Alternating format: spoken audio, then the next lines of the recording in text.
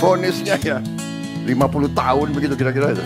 The clock struck 12, a new year's light, a chance to dream, to reach new heights, leave the past, it's tears and... Awal tahun yang gemilang dan satset, PSSI berhasil ungkap skandal mafia dari inisial TW ke rekening para petinggi PSSI era yang lama. Simak berita selengkapnya dan jangan sampai di skip. Presiden Prabowo kecam para pelaku mafia bola dan dorong para hakim untuk beri vonis berat pada para pelaku mafia bola yang berhasil ditangkap. Simak beritanya. Our dreams in view, we'll make it shine, it starts with you. Benar-benar jadi kejutan awal tahun yang bikin kita semua auto full senyum. Tiba-tiba FIFA umumkan bubarkan ajang Piala AFF karena terbukti jadi sarang kecurangan dan uang haram. Simak fakta mengejutkan ini. Find what we lack, each mistake's a lesson learned. Through the ashes, we've returned. This is our moment, we won't stand still. With hearts on fire, we'll climb each hill. Step by step, we'll rise. From the homeland full of pride, we stand together side by side. Komunitas sepak bola internasional digemparkan oleh keputusan besar FIFA terkait Piala AFF, salah satu turnamen sepak bola paling bergengsi di Asia Tenggara. Setelah melakukan penyelidikan selama berbulan-bulan, FIFA secara resmi mengumumkan pembubaran Piala AFF karena terbukti menjadi sarang kecurangan dan praktik mafia yang merusak integritas kompetisi. Penyelidikan ini bermula dari berbagai laporan yang menuduh adanya praktik suap, pengaturan skor, dan keterlibatan sindikat kejahatan terorganisir dalam turnamen tersebut. Informasi dari sejumlah pelapor membuka tabir gelap di balik penyelenggaraan turnamen, mendorong FIFA untuk memperdalam investigasi terhadap operasional Piala AFF. Dalam pernyataan resminya, FIFA menyampaikan kekecewaan mendalam terhadap situasi ini dengan mengatakan sepak bola adalah olahraga yang dibangun di atas nilai kejujuran dan semangat. Tidak dapat diterima bahwa sebuah turnamen bergengsi ternodai oleh praktik tidak etis. Untuk menjaga nilai-nilai tersebut, kami memutuskan untuk membubarkan Piala AFF dan bekerja sama dengan asosiasi regional untuk menciptakan kompetisi yang adil dan transparan di masa depan. Keputusan ini menuai reaksi beragam. Banyak penggemar menyayangkan hilangnya turnamen yang dicintai, namun tak sedikit pula yang mendukung sikap tegas FIFA dalam melawan korupsi. Beberapa asosiasi sepak bola di kawasan Asia Tenggara juga berjanji akan bekerja sama dengan FIFA untuk memastikan kompetisi yang bersih dan berintegritas. Langkah bersejarah ini menjadi pengingat tegas bahwa tidak ada tempat bagi korupsi dalam dunia sepak bola. FIFA kini berfokus pada upaya membangun kembali kepercayaan dan menjamin masa depan sepak bola Asia Tenggara yang lebih jujur dan profesional.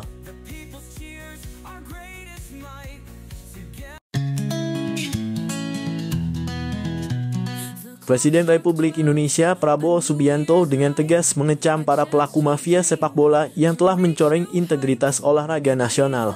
Dalam pernyataan resmi di Istana Merdeka, Presiden Prabowo menegaskan bahwa praktik kotor ini tidak hanya merugikan dunia olahraga, tetapi juga menghancurkan mimpi dan harapan generasi muda Indonesia. Sepak bola adalah olahraga yang dicintai oleh rakyat kita. Kita tidak bisa membiarkan mafia bola terus merusak semangat fair play dan merampas peluang anak-anak bangsa untuk berkembang di bidang olahraga. Para pelaku harus dihukum berat sebagai pelajaran bagi siapapun yang berniat merusak dunia sepak bola kita, ujar Presiden Prabowo dengan nada tegas. Presiden juga mendorong para penegak hukum, terutama hakim yang menangani kasus mafia bola, untuk memberikan vonis yang maksimal kepada para pelaku yang telah tertangkap. Hal ini dinilai penting untuk menegakkan keadilan sekaligus memberikan efek jera bagi mereka yang terlibat dalam jaringan kecurangan tersebut. Saya percaya kepada para hakim untuk menjalankan tugasnya dengan seadil-adilnya. Jangan ada toleransi terhadap tindakan yang mencederai integritas olahraga. Ini bukan hanya soal hukum, tetapi juga soal menjaga harga diri bangsa, tambah Presiden Prabowo. Selain itu, Presiden juga menginstruksikan aparat keamanan untuk terus membongkar jaringan mafia bola yang masih beroperasi di Indonesia. Ia menegaskan komitmen pemerintah untuk membersihkan dunia olahraga dari segala bentuk praktik kecurangan dan memastikan sepak bola Indonesia kembali ke jalur yang benar. Langkah ini mendapat dukungan luas dari masyarakat, terutama para penggemar sepak bola yang selama ini menantikan perubahan besar di dunia olahraga nasional.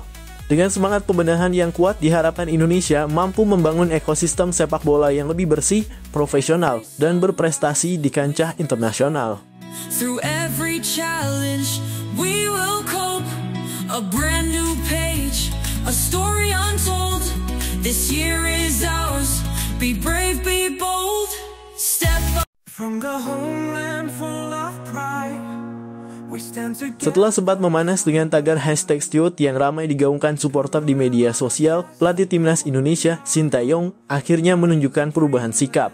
Kritik tajam yang dilayangkan masyarakat dan evaluasi mendalam dari PSSI tampaknya menjadi momen introspeksi bagi pelatih asal Korea Selatan tersebut. Shin Tae-yong dikabarkan langsung mengambil langkah besar dengan menghubungi Elkan Bagot, salah satu bek andalan timnas Indonesia, untuk kembali memperkuat skuad Garuda pada FIFA Matchday Januari mendatang. Langkah ini menjadi sinyal positif bahwa Shin kini lebih mengutamakan kepentingan tim ketimbang egonya. FIFA Matchday Januari sendiri disebut-sebut akan menjadi ajang bergengsi, karena timnas Indonesia dijadwalkan menghadapi Portugal dalam laga persahabatan. Jika kabar ini benar, maka pertandingan tersebut akan menjadi tantangan besar bagi tim Garuda untuk mengukur kemampuan mereka melawan salah satu tim terkuat di dunia. Dengan keputusan ini, Shin Tae-yong berharap bisa kembali mendapatkan kepercayaan dari supporter yang sebelumnya mulai kehilangan keyakinan terhadap kepemimpinannya. Mampukah Shin dan timnas Indonesia bangkit pada FIFA Matchday mendatang? Semua mata kini tertuju pada langkah selanjutnya. We'll take a stand, fly, Garuda, reach the skies, bring our dream to the world's eyes, with undying spirit, strong and free, Indonesia will make history. From the homeland full of pride, we stand together side by side. Garuda on our chest, hope in our heart, unite the dream, let the journey start. Every step is a sacred vow, for the nation we fight here and now. With sacrifice we'll never fall. Penampilan gemilang Jay Itzes saat menghadapi Juventus kemarin sukses mencuri perhatian dunia sepak bola. Gelandang muda penuh talenta ini tampil luar biasa, memukau penonton dengan penguasaan bola yang tenang, visi permainan yang tajam, serta kontribusinya dalam serangan tim. Performanya dinilai sebagai salah satu faktor kunci dalam laga tersebut, membuat namanya semakin bersinar di kancah sepak bola internasional. Kabar terbaru menyebutkan bahwa Manchester United, salah satu klub raksasa Premier League, tengah mempertimbangkan untuk merekrut Jay Itzes pada bursa transfer musim ini. MU dikabarkan serius memantau perkembangan pemain muda tersebut dan melihatnya sebagai solusi untuk memperkuat lini tengah mereka yang membutuhkan kreativitas tambahan. Menariknya, rumor ini semakin relevan karena Jay Itzes sendiri pernah mengungkapkan bahwa salah satu impian terbesarnya adalah bermain di Premier League. Dalam sebuah wawancara sebelumnya, Itzes menyebut bahwa ia menganggap Liga Inggris sebagai kompetisi terbaik di dunia, baik dari segi intensitas, kualitas pemain, maupun atmosfer yang diciptakan oleh para penggemar. Bermain di Premier League menurutnya adalah puncak karier yang ingin ia capai. Jika transfer ini benar-benar terjadi, bukan hanya Jay Itzes yang akan meraih mimpinya, tetapi juga Manchester United yang berpotensi mendapatkan pemain muda penuh potensi untuk jangka panjang. Namun hingga kini belum ada konfirmasi resmi dari pihak Jay Itzes maupun Manchester United terkait rumor ini. Akankah Jay Itzes segera merumput di Old Trafford dan menjadi bintang baru di Liga Inggris? Ataukah masih ada klub lain yang berpotensi merebutnya? Semua akan terjawab di bursa transfer yang sedang berlangsung. Ikuti terus GD News untuk update berita transfer terbaru dan kisah menarik dari dunia sepak bola. Reach the sky, bring our dream to the world's eyes. With undying spirit, strong and free, Indonesia will make history. We are one, we are strong under one flag. We all belong. This hope is ours, we will not yield. Garuda, you reach the goal.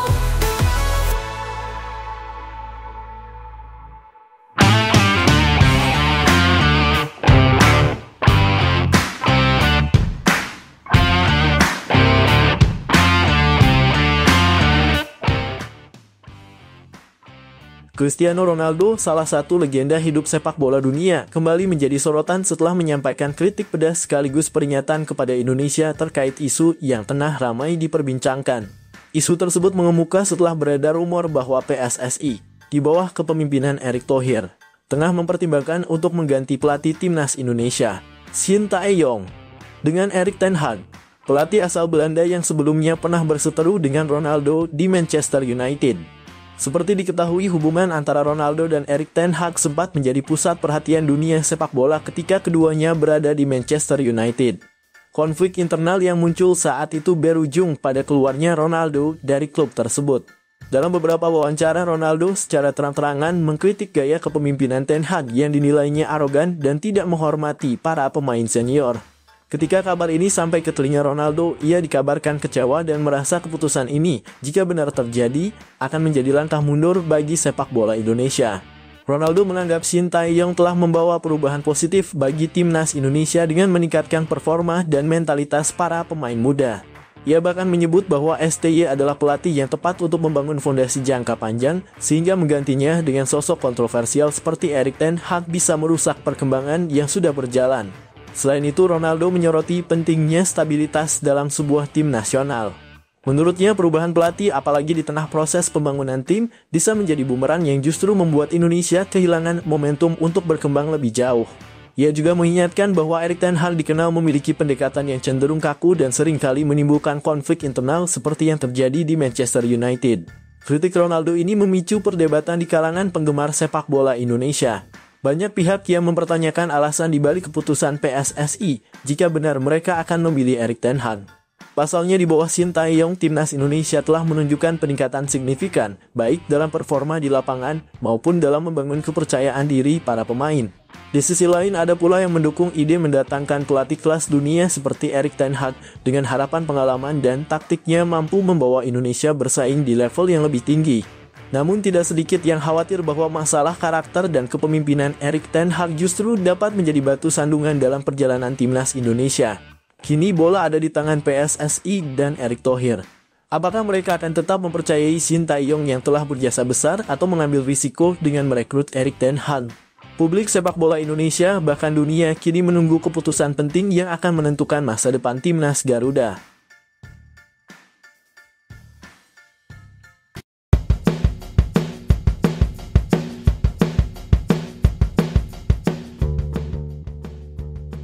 Ketua Umum PSSI Erick Thohir mengatakan AFC telah memutuskan bahwa laga timnas Indonesia versus Bahrain pada kualifikasi Piala Dunia 2026 tetap digelar di Indonesia.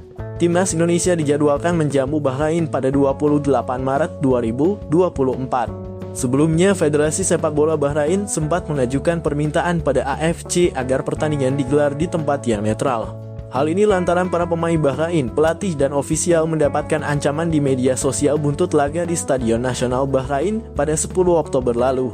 Permintaan itu sempat menimbulkan kekhawatiran pencinta sepak bola nasional. Pasalnya, timnas Indonesia membutuhkan dukungan maksimal demi meraih kemenangan dan menjaga harapan lolos ke Piala Dunia 2026. Dan keraguan itu akhirnya terjawabkan. Ketua Umum PSSI Erick Thohir memastikan bahwa laga tersebut akan tetap berlangsung di Indonesia. Ya, kemarin sudah disampaikan oleh Sekjen AFC pertandingan melawan Bahrain itu tetap di Indonesia, kata Erick Thohir di Jakarta, Kamis malam 19 Desember 2024. Sebelumnya, PSSI dan pemerintah Indonesia sudah berkali-kali mengeluarkan pernyataan dan jaminan keamanan untuk Bahrain.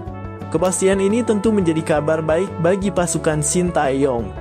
Apalagi persaingan di grup C putaran ketiga kualifikasi Piala Dunia 2026 memanas karena ada 4 tim yang mengoleksi 6 poin, termasuk Indonesia dan Bahrain. Skuad Garuda saat ini berada di peringkat ketiga dan unggul selisih gol dari Bahrain yang berada di peringkat kelima. Peluang Indonesia lolos ke Piala Dunia 2026 terbuka lantaran masih ada 4 laga tersisa.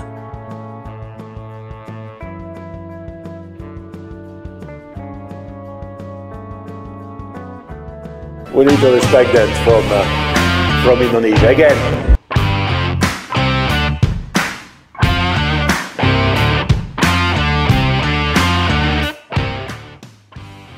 Beberapa media asal Vietnam memberikan pandangan mengenai peluang timnas Indonesia di putaran ketiga kualifikasi Piala Dunia 2026 zona Asia. Timnas Indonesia sendiri tergabung dalam grup C bersama Australia, Jepang, Arab Saudi, Bahrain, dan Cina. Sejauh ini, timnas Indonesia telah menjalani 5 pertandingan di kualifikasi Piala Dunia 2026.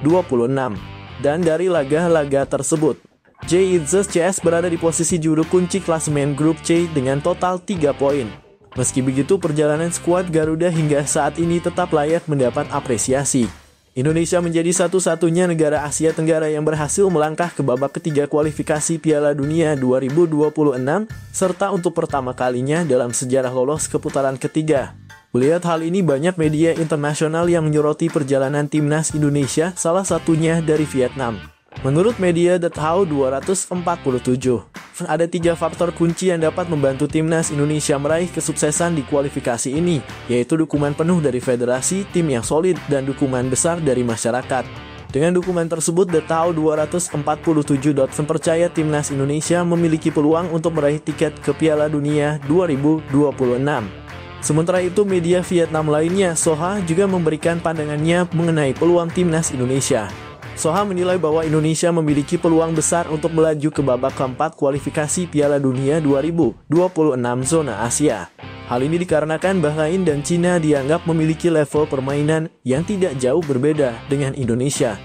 Meskipun berada di grup yang cukup sulit dengan tim-tim kuat seperti Jepang, Australia, dan Arab Saudi, Soha berpendapat bahwa Indonesia bisa bersaing untuk memperebutkan peringkat keempat grup C, yang akan mengantarkan mereka ke putaran berikutnya.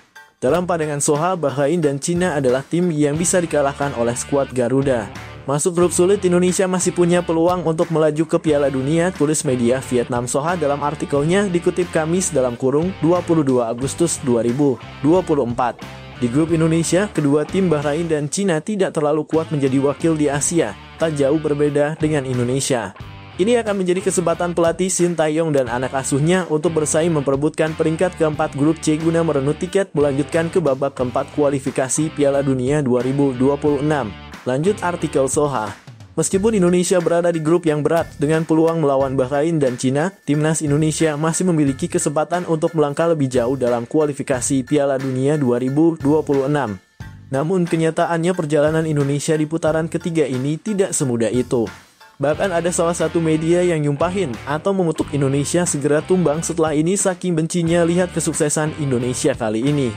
Begitulah narasi kedengkian dari Vietnam.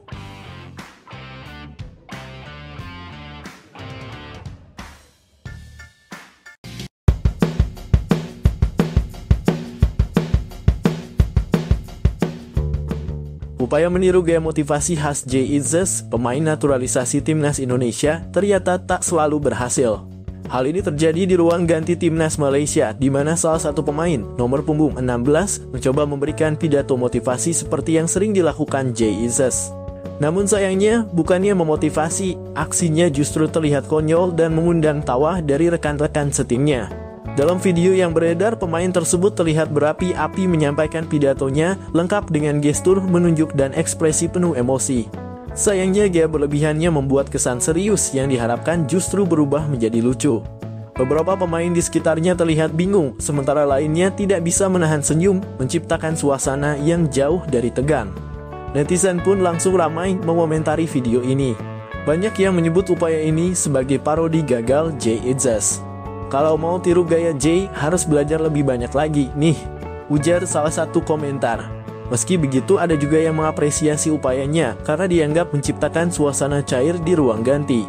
Meski upaya ini tidak sempurna, semangat dibaliknya tetap patut diapresiasi. Mungkin setelah ini timnas Malaysia bisa mengundang Jay Itzes langsung untuk memberikan pelajaran singkat soal pidato motivasi yang benar.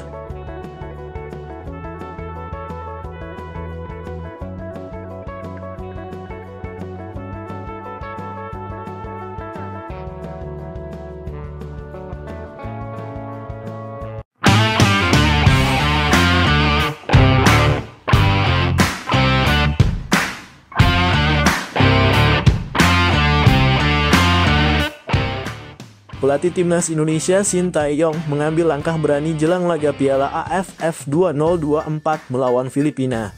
Di tengah tekanan besar dan sorotan Ketua Umum PSSI Erick Thohir, STY memutuskan memanggil 5 pemain senior untuk memperkuat skuad. Nama-nama seperti Hansamu Yamapranata, Fahrudin Arianto, Stefano Lillipali, Egy Maulana Fikri, dan Irfan Jaya disebut akan masuk daftar pemain yang diproyeksikan tampil. Langkah ini menimbulkan perdebatan mengingat prioritas awal STY adalah membangun tim muda untuk SEA Games mendatang. Namun dengan minimnya kekompakan tim hingga saat ini, STY tampaknya lebih memilih memanfaatkan pengalaman para pemain senior demi menjaga performa timnas. Egy Maulana Fikri menjadi sorotan utama. Sebagai pemain senior dengan pengalaman bermain di luar negeri, kontribusinya diharapkan mampu mendongkrak performa lini serang Indonesia. Begitu pula dengan Stefano Lillipali yang bisa menjadi jembatan antara pemain muda dan senior dalam pola permainan. Namun apakah strategi ini cukup untuk meredam tekanan dan membuktikan kualitas STY? Ataukah tekanan justru akan semakin berat jika hasil tidak memuaskan? Semua akan terjawab dalam laga melawan Filipina yang menjadi ujian penting bagi timnas dan pelatih Shin Tae-yong.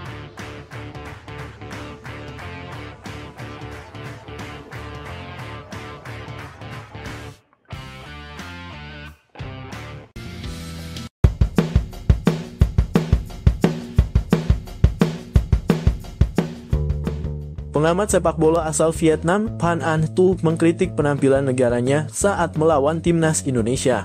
Kritik tersebut didasari karena Vietnam hanya bisa meraih kemenangan tipis padahal melawan timnas Indonesia yang diperkuat U-22. Sebagai informasi, duel Vietnam versus timnas Indonesia terlaksana di PHU Tho Provincial Stadium Minggu (15 Desember 2024). Ini merupakan laga matchday ketiga grup B ASEAN Cup 2024. Pada kesempatan tersebut, Vietnam keluar sebagai pemenangan dengan skor 1-0. Gol kemenangan tim tuan rumah dicetak oleh Nguyen Quang Hai pada menit ke-77. Meski menang, Phan Anh Tu dengan terang-terangan mengaku kurang puas dengan permainan timnas Vietnam. Menurutnya, Vietnam seharusnya meraih kemenangan dengan skor yang lebih besar. Soal gameplay, kami merasa kurang puas karena kurang mulus. Lawannya lebih mudah, lebih lelah, kami bermain di kandang, tapi itu cukup sulit. Jadi kami mengharapkan lebih dari 2 gol tetapi kami tidak mendapatkannya, kata Phan Anh Tu dilansir bolasport.com dari Soha. Terlepas dari semuanya, Phan Anh Tu tetap mensyukuri kemenangan negaranya atas timnas Indonesia. Terlebih Vietnam sebelumnya telah mengukit 3 kekalahan beruntun dari skuad Garuda. Belum lagi kemenangan ini semakin memperbesar peluang Vietnam mengamankan tiket semifinal ASEAN Cup 2024.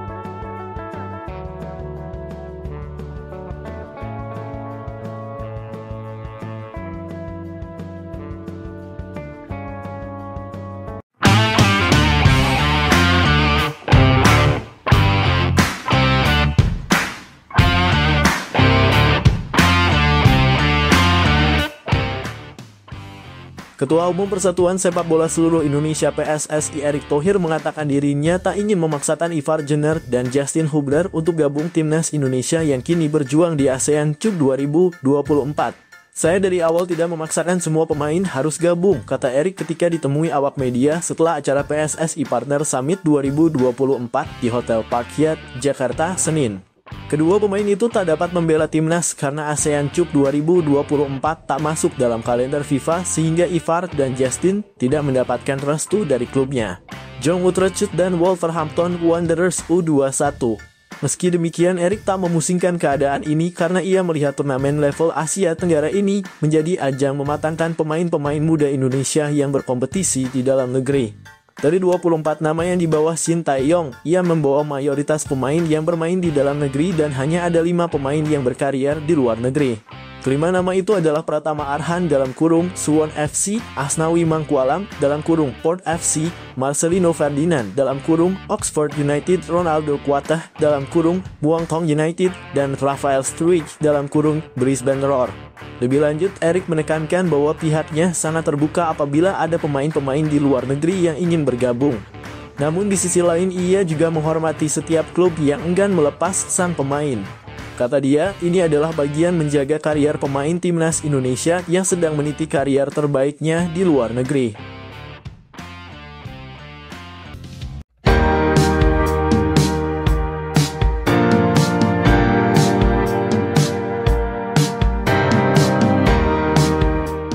Ketua Umum (Ketum) PSSI Erick Thohir meminta kepada pelatih timnas Indonesia Shin Tae-yong, skuad Garuda harus menang atas Filipina di Piala AFF 2024. Satu target Erick Thohir kepada timnas Indonesia di babak penyisihan Piala AFF 2024 Beleniceng. Skuad Garuda gagal mengalahkan Laos usai ditahan 3-3. 2 target lainnya telah terpenuhi. Timnas Indonesia menang 1-0 atas Myanmar dan kalah 0-1 dari Vietnam. Erick Thohir memaklumi hasil negatif itu karena lawan bermain dengan pemain senior. Saya sudah sampaikan bahwa setiap kita mengirim tim, kita punya target.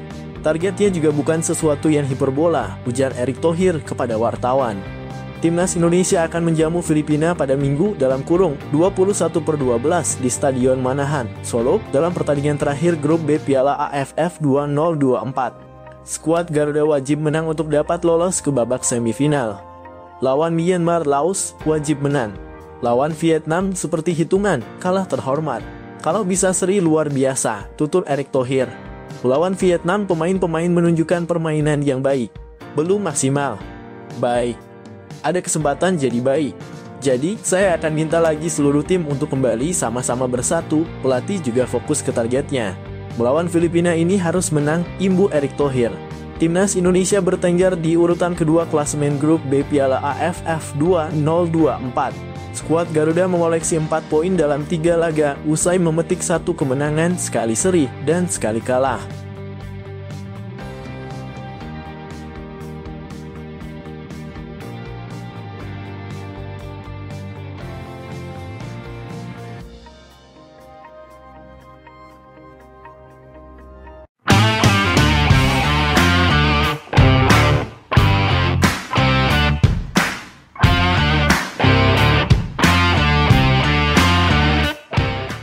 Ketua Umum PSSI Erick Thohir memberikan ultimatum tegas kepada pelatih Timnas Indonesia Sintayong (STY). Hal ini dipicu oleh sejumlah keluhan yang disampaikan STY terkait jadwal turnamen AFF yang dianggap terlalu padat dan mengganggu persiapan tim.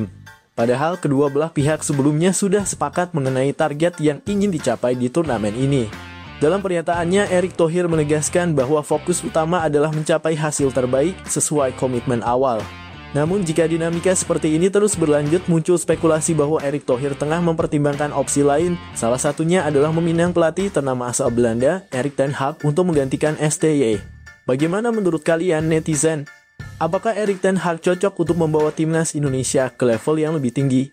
Atau sebaiknya STY tetap diberi kesempatan hingga masa kontraknya habis? Tuliskan pendapat kalian di kolom komentar.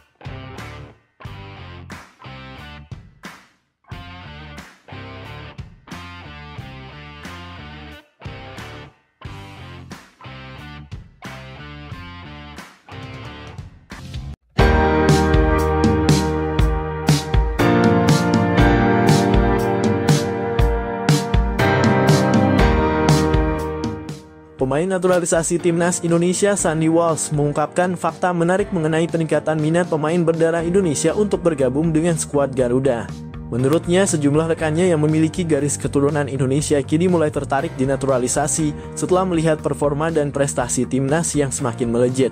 Dulu saat saya pertama kali memutuskan untuk bermain untuk Indonesia, tidak banyak teman-teman saya yang berpikir ke arah itu. Tapi sekarang situasinya berbeda. Mereka melihat Indonesia berkembang pesat dan mulai mempertimbangkan untuk ikut ambil bagian, ujar Sandy Walsh dalam sebuah wawancara eksklusif. Walsh menambahkan perubahan ini tidak lepas dari hasil kerja keras PSSI dan pelatih Sintayong dalam membangun fondasi tim yang lebih kuat. Ditambah lagi dukungan besar dari masyarakat Indonesia terhadap timnas semakin meningkatkan daya tarik bagi para pemain keturunan untuk berkontribusi. Timnas Indonesia kini memiliki visi yang jelas dan itu membuat banyak pemain keturunan merasa bahwa mereka bisa menjadi bagian dari sesuatu yang besar, tambahnya. Fenomena ini dianggap sebagai momentum positif untuk pengembangan timnas Indonesia. Nama-nama seperti Jay Itzes, Ragnar Oratmangoen, dan Ivar Jenner yang baru bergabung telah menjadi contoh nyata bagaimana kehadiran pemain keturunan mampu memberikan kontribusi besar dalam